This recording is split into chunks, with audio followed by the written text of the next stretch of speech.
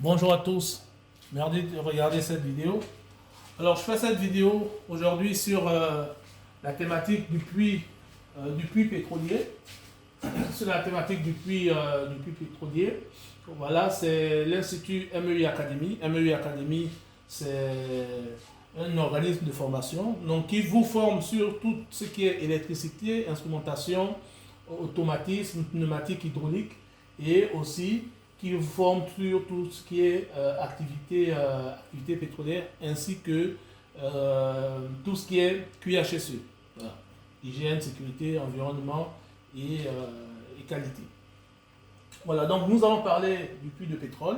Donc je vous introduis rapidement la notion du puits de pétrole qui va donc nous accompagner tout au long de la formation que nous allons avoir ensemble. Okay. Pourquoi cette formation? Cette formation, déjà, il faut dire qu'elle s'adresse aux opérateurs de production, elle s'adresse aux futurs opérateurs de production, que vous soyez en Afrique ou ailleurs. Cette formation va vous démystifier tout ce que vous entendez sur le pétrole, hein, parce que le pétrole, ce n'est pas quelque chose de magique, hein, c'est quelque chose de simple lorsque c'est expliqué simplement. Et d'ailleurs même, le mot pétrole est un peu galvaudé, parce que le pétrole, c'est déjà le produit fini. On parlera ici essentiellement de brut. Voilà, on parlera de brut, et on verra pourquoi est-ce qu'on parle de brut.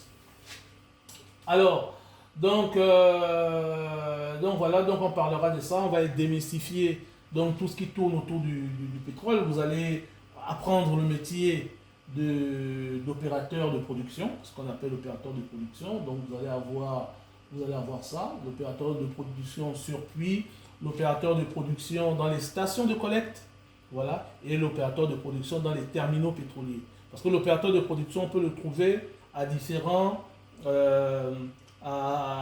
moments dans le système de production pétrolière. Hein. Sachant qu'en production pétrolière, on va partir du puits, dans lequel on va aller soutirer le jus. Hein. On va donc retrouver des opérateurs là-bas. Ce jus qu'on va soutirer, on doit l'emmener quelque part où on doit le traiter. Là-bas aussi, on va trouver des opérateurs. Et ce jus traité, on doit l'emmener quelque part où il sera vendu. Là-bas aussi, on doit trouver des opérateurs. Voilà. C'est des opérateurs qui peuvent être interchangeables, surtout lorsqu'ils ont un peu de jugeote, lorsqu'ils sont assez intelligents. Donc tu peux prendre un opérateur de puits que tu mets dans une unité de traitement, ou quelqu'un d'une unité de stockage, de vente, que tu mets dans une unité de puits. Voilà, interchangeable, c'est possible.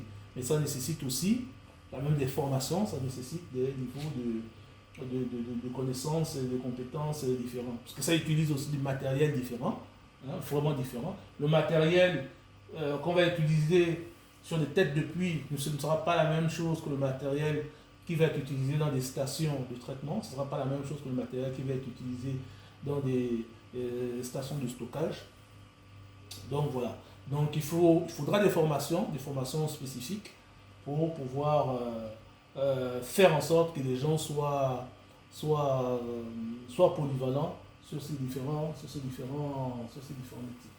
Donc voilà. Et derrière, nous allons voir aussi le métier d'agent de sécurité, ce qu'on appelle le HSE, le safety. On le verra, parce qu'il n'y a pas de production pétrolière sans la sécurité. Hein, pourquoi il n'y a pas de production pétrolière sans la sécurité? Mais parce que le monde du pétrole, c'est un monde dangereux. C'est vraiment dangereux. Et c'est un danger, on ne le voit pas. Voilà, on ne le voit pas, mais on le ressent, on le sent. Voilà, on le ressent parce que dans l'industrie pétrolière, il y a des gaz dangereux. Il y a des gaz qu'on ressent. Et tout au long de la formation, ok, vous verrez donc ces gaz et vous aurez même les attestations pour travailler dans ces gaz-là que nous vous fournirons. Et donc, c'est un domaine qui est très dangereux. Les accidents sont aussi différents les uns que les autres. d'une année à une autre, d'une époque à une autre. C'est pourquoi un accident qui s'est passé ailleurs, okay, peut ne pas se repasser sur un autre site ou peut revenir d'une autre façon sur un autre site. Donc il faut être informé. Il faut avoir ce qu'on appelle le learning. Il faut pouvoir tirer l'expérience du passé. Il faut pouvoir tirer l'expérience de ce qui s'est passé chez les autres pour pouvoir bien se protéger. Et c'est en cela que est important le safety. C'est en cela qu'est important le HSE. Parce que lui, il va vous sensibiliser donc sur tous ces différents risques-là, sur tous ces différents dangers. Et une fois qu'il aura associé le danger, le risque, la récurrence et la gravité, à partir de là, il pourra mieux mettre en place les mesures préventives. Mais pour que ça marche, il faudra que tout le monde joue le jeu. Il faudra que tout le monde joue le jeu parce que une entreprise pétrolière n'a pas vocation à avoir des accidents. Une entreprise pétrolière n'est pas là pour que les gens viennent être accidentés au travail. Hein? Vous allez travailler, vous allez le matin au travail avec vos deux pieds, vos deux bras, vos deux yeux, votre nez, votre bouche, votre tête, okay, sur l'épaule, sur les épaules. Et donc, il faut rentrer chez vous en fin de journée comme vous êtes parti. Voilà. Et donc, les accidents de travail sont très dommageables pour l'employé que vous êtes, mais pour l'employeur aussi. Parce que derrière, il y a ce qu'on appelle des coûts cachés que vous, les employés, vous ne voyez pas. Des coûts cachés qui sont supportés par l'entreprise. Et parfois, ces coûts cachés vont même jusqu'à la fermeture d'entreprise. Vous comprenez? Parfois, c'est des coûts qui sont tellement difficiles à supporter que les entreprises sont obligées de mettre la clé sous la porte parce qu'elles deviennent infréquentables. Voilà. Aucune entreprise n'a intérêt à travailler avec une autre entreprise qui est infréquentable. Une entreprise qui a beaucoup d'accidents, une entreprise qui pollue, une entreprise qui fait travailler les enfants, une entreprise qui ne respecte pas les engagements. Bref, une entreprise qui est chassée de partout. Les gens vont se dire non, je ne peux pas travailler avec toi. Et donc, si ça se passe une fois, deux fois, trois fois, à partir de ce moment, les gens vont se passer le mot. Et bien, écoutez, n'allez pas travailler dans cette entreprise pétrolière parce que les employés ne restent pas, parce qu'elle ne paye pas bien, parce qu'il y a tout le temps d'accidents, ainsi de suite, ainsi de suite. Et ça va conduire à la fermeture de l'entreprise. Vous comprenez? Et s'il y a fermeture de l'entreprise, il n'y a pas d'emploi. Vous comprenez? Il n'y a pas d'emploi. Donc, c'est dans l'intérêt de vous, les employés, de pouvoir jouer le jeu de la sécurité, le jeu qui consiste à remonter toutes les situations que vous estimez comme des situations anormales, okay, des situations dégradées, des situations qui peuvent potentiellement conduire vers un accident ou un incident. Et à partir de là, vos responsables, vos agents de sécurité vont tout mettre en place pour en parler avec vous, pour en parler aux autres, pour trouver les moyens, les mécanismes de tacler ces dangers-là, de tacler ces risques, afin qu'on puisse préserver votre intégrité, l'intégrité de vos collègues, l'intégrité de l'environnement, l'intégrité des équipements, bref, j'allais dire l'intégrité de la réputation de votre entreprise. Donc, on va parler de cet agent de sécurité et on va dire que, ben, écoutez, c'est vrai, on peut faire tout ça, mais le risque zéro n'existe pas. Le risque zéro n'existe pas, donc on peut toujours avoir un accident. Maintenant, si on a un accident ou si on a un incident, il faut pouvoir tirer les leçons, il faut pouvoir tirer les enseignements. Qu'est-ce qui s'est passé? Pourquoi ça s'est passé? Qu'est-ce qu'on peut mettre en place ou comment est-ce qu'on peut faire pour que ça ne se reproduise plus? Voilà. Donc, ce sera vraiment ça le rôle de l'agent HSE. Maintenant, tenez-vous bien, hein, parce que il faut qu'on vous le dise, il faut que je vous le dise. L'agent HSE, ce n'est pas un pompier. L'agent HSE, ce n'est pas un policier. Voilà. Ce n'est pas quelqu'un qui sera là derrière vous, qui sera là derrière tout le monde, qui sera là pour vous espionner. Non. L'agent HSE, le préventeur, le safety, comme on l'appelle, c'est celui qui est là pour vous accompagner, qui est là pour vous donner des recommandations de bonnes pratiques, qui est là pour partager avec vous ce qu'il faut faire pour que tout le monde y trouve son compte.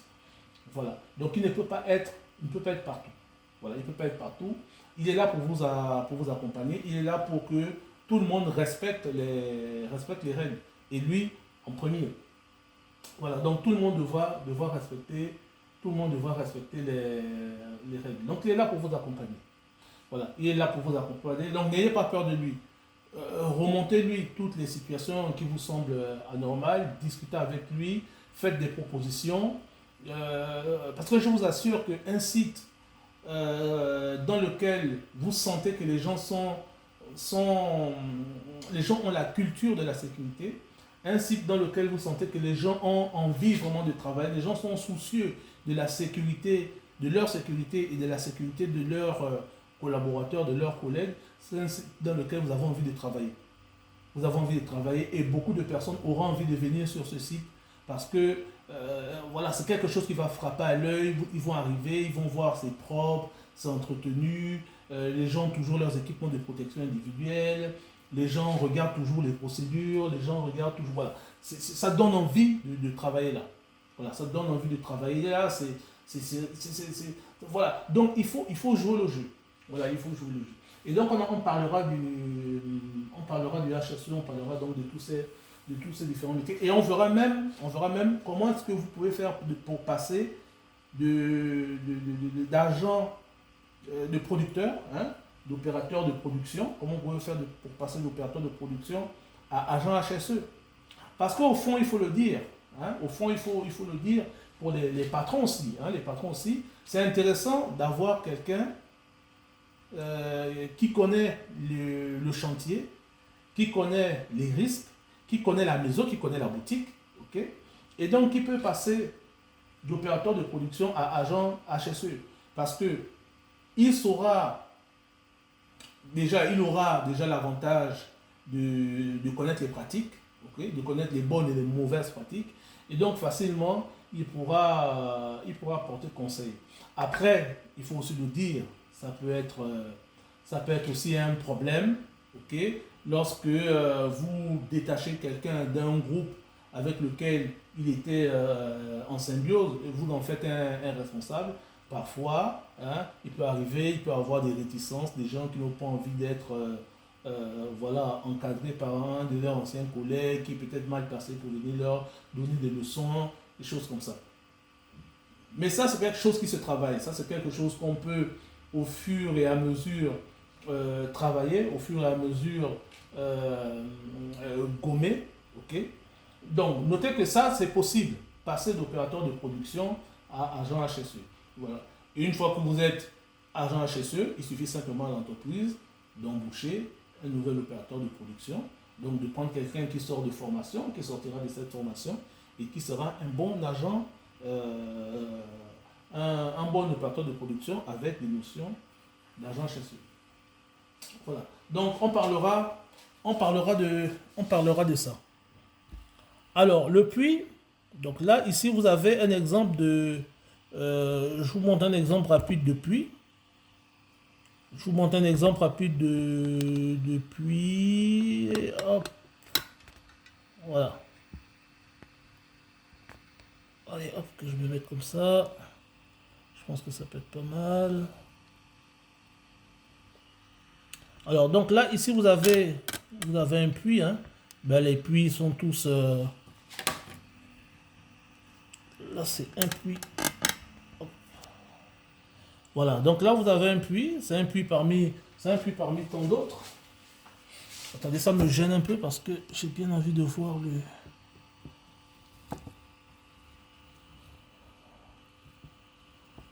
Voilà. Voilà. Donc là, vous avez un puits. Là, vous avez un puits de pétrole. Vous avez un puits de pétrole ici. Alors, la base du puits de pétrole, c'est quoi? La base du puits de pétrole, c'est déjà l'environnement. Hein, très important. Un puits de pétrole va exister dans un environnement donné.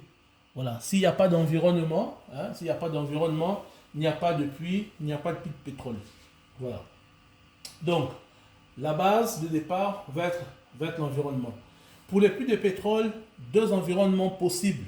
Voilà. Il y aura 2 environnements possibles et on va le voir. Et on verra que pour chaque environnement d'exploitation, hein, il y a des risques, il y a des dangers spécifiques. C'est pas c'est pas les mêmes risques, c'est pas les mêmes conditions. Voilà. Donc c'est pas les mêmes risques, c'est pas les mêmes conditions. On verra qu'il y a des puits qu'on va retrouver comme là par exemple, vous voyez la végétation à côté, ça c'est un environnement.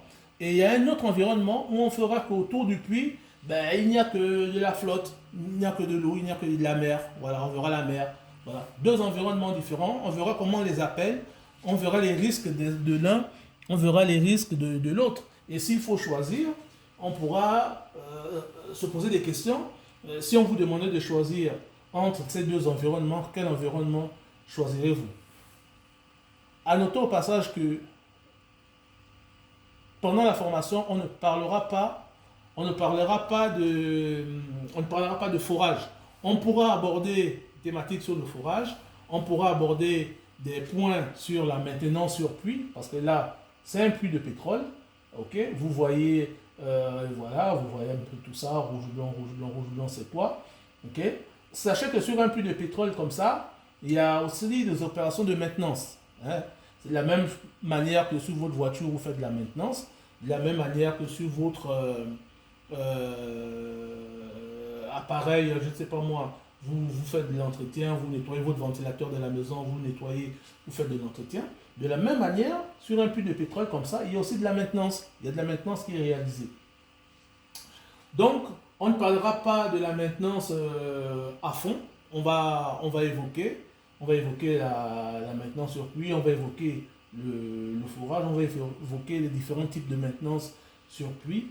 Et voilà. Mais on va se focaliser plus sur les métiers de l'opérateur de production. Voilà. Donc, environnement, activité sur puits, forage, maintenance. Là, vous avez le puits. Voilà, là où vous avez le puits. C'est-à-dire que de la même façon que chez vous, vous êtes responsable de vos enfants, vous êtes responsable de votre conjointe, de votre conjoint. En tant qu'opérateur de production, vous êtes responsable de ça. Vous êtes responsable du puits. Voilà, vous êtes responsable du puits. C'est de là que part le jus. Le jus part de là. Voilà, il part du puits. Du moins, il part en dessous de ces caillebotis. Et on verra, là, c'est ce qu'on appelle les caillebotis. Donc là, c'est une fosse. On verra, hein, pendant la formation, ce qu'on trouve en dessous de ces caillebotis. Qu'est-ce qu'il y a en dessous de ces caillebotis? Voilà. On verra le jus. On le prend où? On le prend à combien de distance, de profondeur? À quelle profondeur on peut avoir du jus? On verra ce jus qu'on prend. Ok, il a quelle forme, il a quelle odeur, il a quelle couleur, et il vient d'où? On parlera de ça. Donc ici, vous avez le puits. Voilà. Et ce puits que vous voyez ici, là, c'est un puits. Hein. Vous pouvez avoir un puits tout rouge, vous pouvez avoir un puits tout jaune, vous pouvez avoir un puits tout vert, vous pouvez avoir un puits tout blanc. Bon, l'eau blanc, pourquoi pas? Si vous avez un puits qui est peint en blanc, pourquoi pas? Mais il ne va pas rester blanc trop longtemps.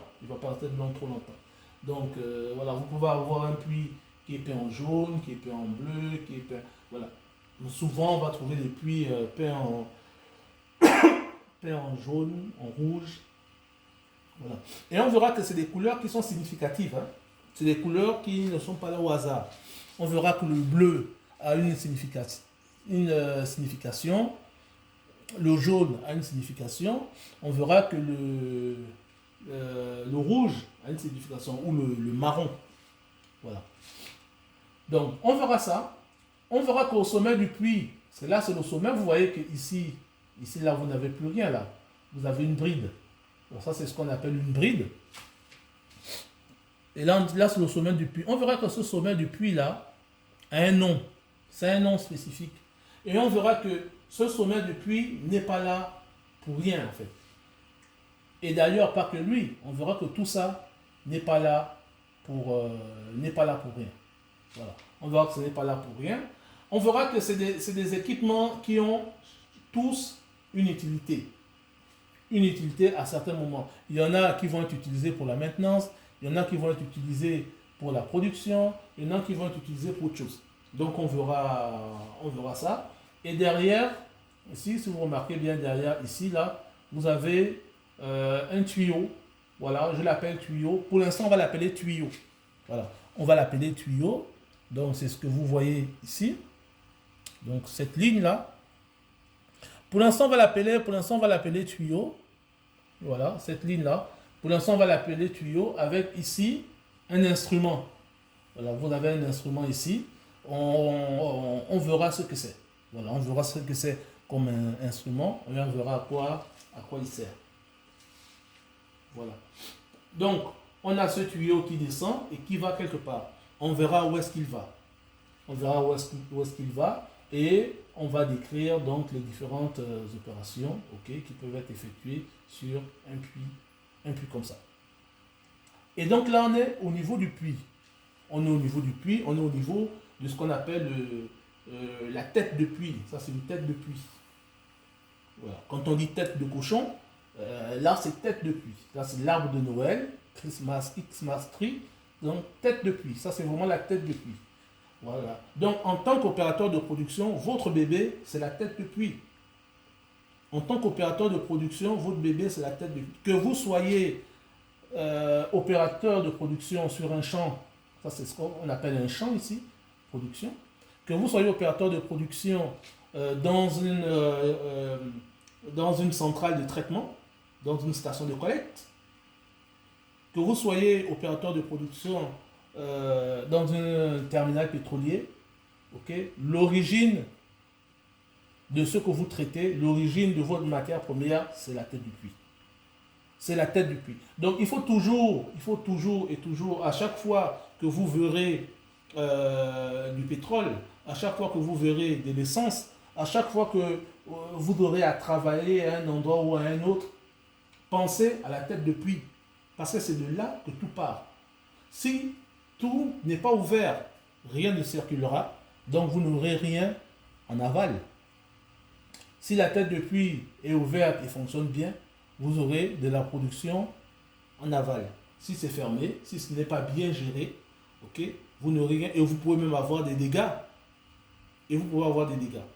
Donc voilà. Donc à chaque fois dans votre quotidien que vous aurez à mettre à la station d'essence, à mettre du gasoil, à mettre du carburant dans votre voiture, voilà d'où ce jus part. Ce jus part de la tête de puits. Tout part de la tête de puits. Et on verra même que le pétrole, on le trouve partout dans la vie quotidienne. Vous trouvez le pétrole dans le plastique, vous trouvez le pétrole dans des vêtements, vous trouvez le pétrole partout. Et ce pétrole part de la tête de puits. Vous pourrez poser la question de savoir est-ce qu'aujourd'hui on peut fabriquer du pétrole en laboratoire. C'est possible, mais c'est pas facile. C'est pas facile. Ensuite, vous pourrez poser la question de savoir est-ce que le pétrole finit? Est-ce que c'est une ressource tarissable? On pourra répondre à cette question. Tout dépend de ce qu'on entend par tarir. Voilà. Donc, on en parlera. Donc, on parlera des sources d'opération, des opérations en tête de puits. Donc là, c'est une partie d'une tête de puits, parce qu'il y a la tête de puits comme ça ici. Ensuite, on peut avoir d'autres formes de tête de puits. Et sur un cluster, parce qu'on verra ce qu'on appelle cluster, on verra que sur des clusters, il y a des équipements, spécifiques. Et une fois qu'on aura terminé avec la tête de puits, on va attaquer donc tout ce qui est station de traitement. Et entre la tête de puits et la station de traitement, il y a des tuyaux. On parlera des différents tuyaux et on parlera de tous les dangers et les risques qu'on peut avoir entre les deux. Voilà. Donc là, c'était pour introduire. Je pense qu'on a déjà 25 minutes. Donc là, c'était pour introduire la tête de puits, la tête de puits, l'environnement pétrolier. Comme je vous ai annoncé, on aura la formation qui va commencer à partir du 8 mars. La formation va commencer à partir du 8 mars. On ne pourra pas avoir des équipes, de plus de 30 personnes. Ça va être trop. Donc on va trouver comment est-ce qu'on peut avoir des équipes réduites. Ok? Des équipes réduites, maximum 12. Je pense que maximum 12, ça peut être intéressant, par vagues successives, pour vous permettre d'être opérateur de production. Voilà. Et à la fin, vous recevrez, bien entendu, des attestations de formation. Ok? Des attestations de formation au métier de la production pétrolière. Voilà. Donc voilà ce que j'avais pour vous.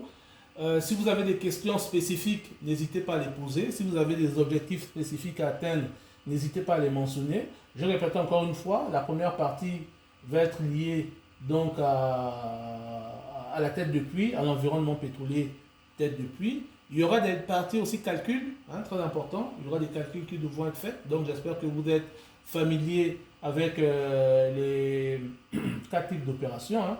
Multiplication, addition, soustraction, division. Voilà. Donc ça va être ça. Ça va être ça.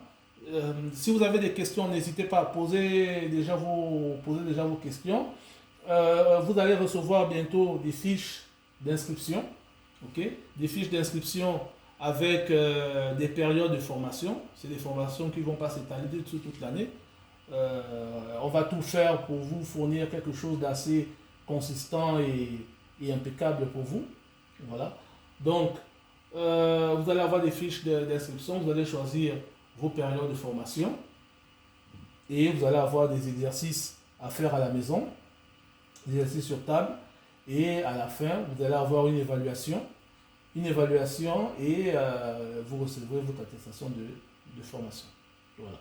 Et donc, ce sera bien parce qu'à la fin, derrière, vous pouvez aussi utiliser le service de rédaction CV, ok, pour vous faire les CV, rédaction CV, mise à jour de CV, pour mieux vous vendre, mieux introduire donc cette nouvelle compétence que vous aurez acquise avec les autres différentes formations que vous aurez acquises, et derrière mieux proposer vos CV. J'ajoute qu'en matière de sécurité, vous allez recevoir en marge de cette formation, vous allez recevoir la formation en permis de travail à chaud, permis de travail à froid. Donc vous allez recevoir cette formation de permis de travail. Vous allez recevoir la formation H2S, hydrogène sulfureux. Voilà, vous allez avoir ça. Et vous allez aussi avoir une formation d'analyse des risques du travail. Voilà, analyse des risques du travail. Et vous allez recevoir aussi la formation JHA Botaille. Voilà, qui va vous permettre de faire le job hazard d'analyse. Voilà, donc ça, c'est des formations que vous allez avoir en marge de la formation sur puits pétrolier. Voilà, donc c'est ce que moi j'avais pour vous. J'espère que ce programme vous convient. Cette première partie va vous convenir. Donc je vous dis merci et à la prochaine.